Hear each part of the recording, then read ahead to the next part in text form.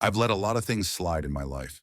Sideways glances, sugar-coated insults, even the trash tossed too close to my garden. But that day, when I opened my door and saw her SUV blocking my driveway, while my dog whimpered in pain from poisoning, that was it. I didn't yell. I didn't beg. I just pressed a button on my old phone and let the water system I built with my own hands do the talking. One blast, enough pressure to make her slip, drenched head to toe, right there on the concrete she thought she owned. But that was only the beginning. Because I didn't just take back my driveway, I took back the respect she thought someone like me didn't deserve. Have you ever had to stand up quietly for yourself? What boundary have you drawn that changed everything? Let's turn this comment section into a place of strength, wisdom, and shared courage. Because every time you share, you plant a seed of change. My name is Margaret Hill. I'm 61 years old, widowed, and not easily shaken. I've spent most of my life working with grease under my nails and calluses on my palms. I was a mechanic in a factory for almost 30 years. The kind of place where the air smells like metal and the floor never stops vibrating. When my husband passed, I took what was left of our savings, bought a modest home on the edge of town, and told myself I'd finally rest. And for a while I did. It's a quiet little neighborhood. Too quiet for most people, but I liked it. No traffic, no shouting, no surprise knocks at the door. Just me, my dog Rex, and my garden. Tomatoes in the summer, sweet potatoes in the fall, a patch of lavender that buzzed with bees come spring. My porch faced east, so every morning I sat with my coffee and watched the sun climb over the trees. Peace. After a lifetime of noise, I finally had peace. But peace, I've learned, is a fragile thing. It started like most trouble does, in a whisper, not a shout. A white SUV showed up one Thursday morning, big, shiny, and loud. It pulled up near my driveway, too close for comfort, and idled while a woman stepped out. Bleach blonde hair, tall heels, talking into her phone like the world needed to hear her business. She didn't look at me, didn't acknowledge my wave, just strutted down to the house 3 doors down like she owned the pavement. I figured she was a visitor, maybe a realtor, but the SUV kept coming back, again and again. Always just a little over my line, always like she was daring me to say something. At first I didn't, because women like me, older, black, soft-spoken, we learn early how to pick our battles. You choose your moments. You wait. You hope people will recognize your humanity before you have to spell it out. But Lindsay, that was her name, had no interest in humanity. She had interest in convenience. I caught her once, throwing a fast food bag into my trash bin. Another time, she pulled halfway into my driveway, blocking my way out just so she could U-turn and head back toward the freeway. She never said sorry, never explained, just acted like I didn't exist. I thought about confronting her, but every time I tried to approach her, she'd look through me like I was a window. One morning I asked very kindly if she could mind the line so I could mow. She rolled her eyes, rolled them. It wasn't the eye roll that got me. It was what came with it. The feeling that she thought I wouldn't do anything, that I didn't matter enough to take seriously. And maybe that's what this story is really about. Not just driveways and sprinklers and silence, but about what happens when you spend a whole life being quiet, being careful, being nice, only for someone to treat your boundaries like they're optional. Because the truth is, I didn't buy this home for confrontation. I bought it for recovery, for healing. And slowly, this woman with her noise, her trash, her oversized SUV, was chipping away at that. One morning I came back from the store, just 10 minutes, and she was parked straight across my driveway. Again. I honked once. Nothing. I waited. Still nothing. I had to carry my groceries from 2 houses down. My hip ached. Rex barked like he sensed something was wrong. That's when I opened my old spiral notebook, the one I used to log engine rebuilds back in the day, and wrote down my first entry. White SUV, parked across driveway, no apology, no shame. That was the day I stopped letting it slide. And that was the day the real story began. They say anger makes you loud, but that's not true. Sometimes anger goes quiet, cold, focused. After I started keeping notes, things didn't get better. They got bolder. One afternoon, I found a juice box wedged between my tomato vines. Another day, a coffee cup in my lavender bed. At first, I thought it might have been coincidence. Wind, maybe a careless passerby. But then I saw it happen. From my kitchen window, I watched Lindsay's little boy toss his snack wrapper straight into my yard while she sat in the driver's seat, scrolling on her phone. She didn't even blink. I walked outside, picked up the trash, and said gently, "Hey there, sweetheart. This doesn't belong in my garden." The boy just stared at me, uncertain, but she leaned out her window, sunglasses on, and said, "He's just a kid. Relax." No apology, not even a hint of ownership. "Maybe," I replied, "but kids learn what we let them." She laughed. The kind of laugh people use when they think they're above you. That night, I added 2 more lines to my notebook. Trash in garden, witnessed by me. No acknowledgement. Disrespect seems to be the language she speaks fluently. I didn't sleep well after that. Not out of rage, but out of deep, heavy disappointment. The kind that settles in your bones. The next morning, I stepped outside to feed Rex and nearly slipped. My porch was wet, soaked really, not from rain. From the sprinkler system I hadn't turned on. A check of the timer confirmed it. Someone had tampered with it. That's when I knew. We weren't just neighbors anymore. We were opponents. And she was testing how far she could go. So I started preparing. Not with shouts, not with letters, but with blueprints. You see, my late husband didn't just leave me a house. He left me his tools, his workshop, and his notes, dozens of them, on systems, mechanics, and projects we never finished. One of them was a pressure-based irrigation system designed to water selectively during droughts. We called it the baptizer, jokingly, because the first time we tested it, it nearly knocked my garden gnome flat. I dug out the design from an old drawer, blew off the dust, and smiled. I wasn't going to fight her. I was going to outsmart her. Over the next few days, I spent my afternoons adjusting valves, testing angles, and repositioning spray heads with the precision of someone who's fixed bigger messes than this. I rerouted the system to include a motion sensor, an old part from a Christmas light kit I still had in storage. I wasn't doing this out of spite. I was doing it for every time someone had stepped over my line, literally and figuratively, and assumed I wouldn't push back. You see, when people look at a woman like me, gray hair, work-worn hands, soft in places society says we shouldn't be, they assume passivity. What they forget is resilience doesn't always come in loud colors. Sometimes it comes in steel fittings and underground pipes. I tested the system at dusk. The water came out fast, wide, and cold. Strong enough to clean concrete, gentle enough to avoid damage, but direct enough to make a point. It was perfect, and I waited. Because I knew her pattern by now, how she showed up around 8:15, how she never looked, never thought twice, always halfway into my driveway, like she owned the concrete under her tires. This time she wouldn't see it coming. It was a Thursday, hot, humid, the kind of day where the air sticks to your skin before you even finish your first cup of coffee. I had been up early, Federal Express. Checked the system one more time just to be sure. Everything was set. The sensor aligned perfectly with the lip of my driveway. The water pressure adjusted. The camera on my porch was rolling, synced to a dusty old phone DeAndre, my nephew, had taught me how to rig to the cloud. I wasn't nervous. I was steady. Like I'd finally reached the part of the story where a woman stops waiting to be respected and simply shows she always deserved it. At exactly 8:13 a.m., I heard it. The engine. That throaty purr of Lindsay's SUV. Too expensive for someone so careless. She didn't slow down. Didn't look left or right. Just swung into my driveway like she always did. Like she was gliding into a throne. And then, whoosh! 3 jets of freezing cold water erupted from the edge of my yard. One hit her windshield dead on, another drenched the driver's side mirror, and the last one smacked the front tire so hard the car jerked. She screamed. I sipped my coffee. The door flew open. Lindsay stumbled out, soaked from head to toe. Her pastel dress clung to her frame, makeup running, hair plastered flat.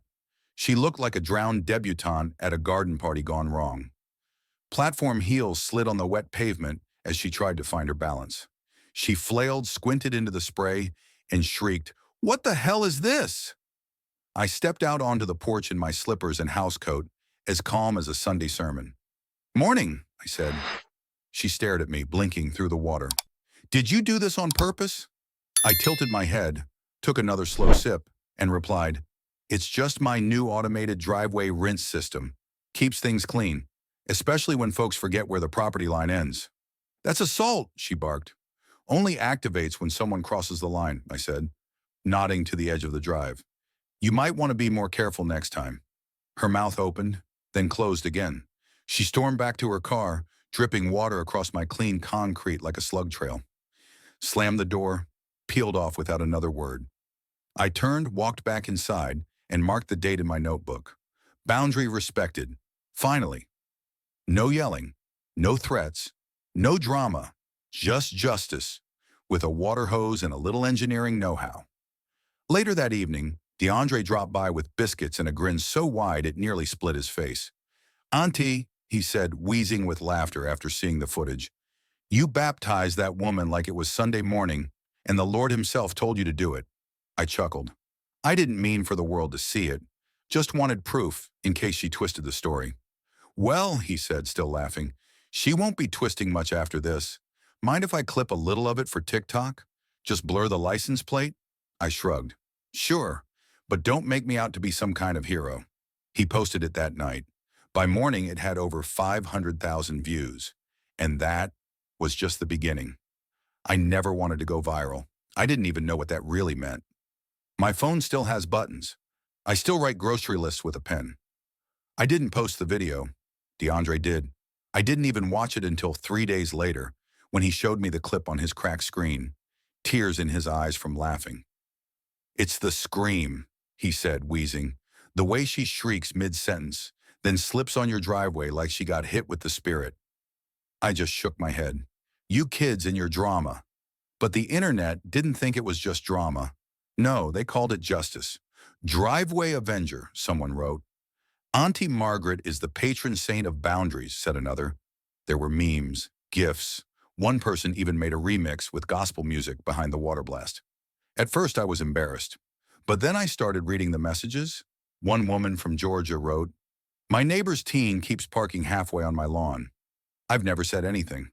Watching you gave me the courage to finally set a boundary." A retired teacher in Oregon said, "Thank you for reminding me that we don't have to get loud to be strong." Mothers, grandmothers, quiet women, overlooked women. They weren't laughing. They were nodding. They saw themselves in me. And I realized something. It wasn't just water on a windshield.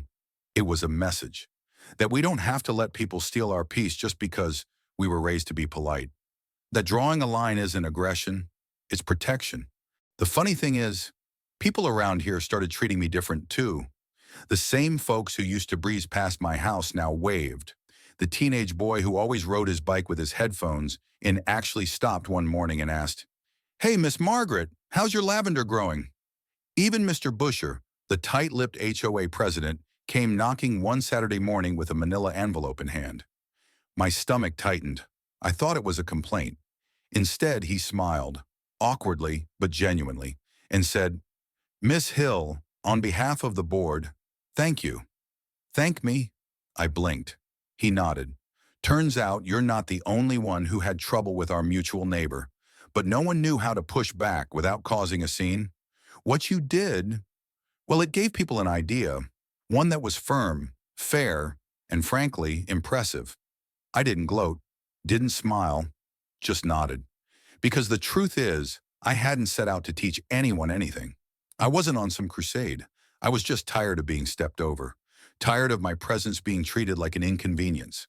But somehow, by standing still, I'd made a ripple, one that reached beyond my porch, beyond my driveway, beyond my quiet life.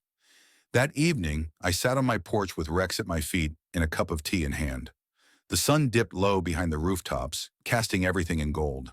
The air smelled like damp grass and basil from the herb pots I just watered. It was quiet again, but not the kind of silence you get from retreat. This silence was earned. I glanced toward Lindsay's house. Her SUV hadn't crossed my line since that morning. She parked cleanly now, 3 houses down. And one time, I swear, I saw her walking around the cul-de-sac just to avoid my gaze. I didn't feel smug. I felt seen, not famous, not viral, just acknowledged. Some nights now, I sit on my porch long after the sun has gone down. The street is quiet, just the soft hum of cicadas and the occasional car in the distance. Rex lies at my feet, chin resting on his paws, chest rising slow and steady. And I breathe deep, easy, full. My driveway is clean. My boundaries are clear. And for the first time in a long while, so is my spirit. I didn't set out to be some symbol. I wasn't trying to make a statement. All I wanted was a patch of peace, a square of sidewalk where I didn't have to shrink to make others feel bigger. But that's the funny thing about boundaries. Once you set them, the world starts to see you differently. Or maybe you start to see yourself differently.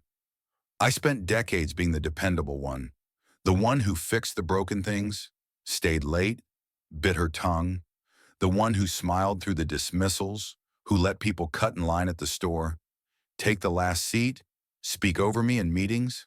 Why? Because I was raised to keep the peace. But no one ever taught us that keeping the peace shouldn't cost us our own. We're told that aging means becoming softer, quieter, invisible. But what if aging just means we've gathered enough wisdom to stop apologizing for existing? When I stood on that porch, watching the water do what my words never could, I felt something shift. Not just in her, but in me. It wasn't power, it was permission. Permission to take up space, to say, that's far enough, to live without needing to prove I belonged.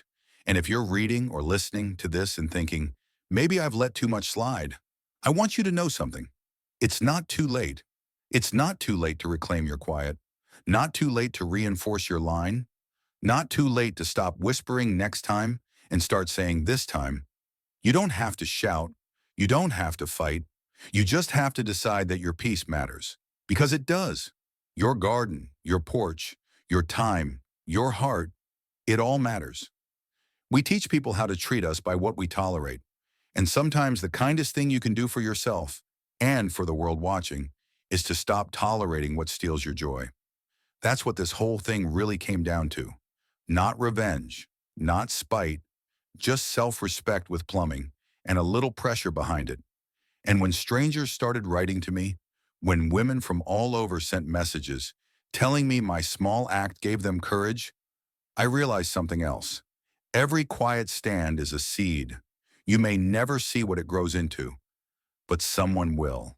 Someone younger, watching, someone afraid, listening, someone who thinks they're the only one biting their tongue just to keep the peace. And maybe, just maybe, your story will be the one that reminds them they don't have to anymore. So no, I didn't become a hero. I became something better. A woman who finally understood that her silence was never the price for dignity, and her dignity was never up for debate. In a world that often demands we stay silent to keep the peace, Margaret Hill's story is more than just a clever act of boundary setting. It's a reminder that dignity doesn't need volume to be powerful. It's one of those emotional stories that speaks softly, yet echoes loudly in the hearts of those who've ever been overlooked. If you've ever swallowed your voice to avoid conflict, if you've ever smiled through disrespect just to keep the air calm, if you've ever let someone park their assumptions in your life, then this is your sign to take your space, to protect your peace, to remind the world that silence is not surrender. Margaret didn't scream. She didn't fight. She planned. She protected. And by doing so, she created a ripple, one that became part of a larger tide. These are the touching stories we carry with us, the ones that inspire not through grand speeches, but through quiet resilience, the ones that form the waves of justice that wash away the idea that respect must be earned through confrontation. This is what we believe in here at Unraveled Fates. Stories that unravel the quiet threads of everyday injustice and reweave them into something stronger. We lift up the voices of people, especially every overlooked woman, every invisible Black woman, every soul made to feel small, who reclaim their worth in unexpected ways. These are not just narrated stories. They are life lessons. They are sparks. They are beginnings. If Margaret's journey moved you, if it made you laugh, nod, or even pause to reflect, share it, pass it on, tell someone, and tell us below. Have you ever had to stand up quietly for yourself? What boundary have you drawn that changed everything? Let's turn this comment section into a place of strength, wisdom, and shared courage. Because every time you share, you plant a seed of change. Let's keep these emotional stories alive. Let's lift each other up through truth, dignity, and the power of quiet resistance. Because sometimes the softest voices carry the greatest change.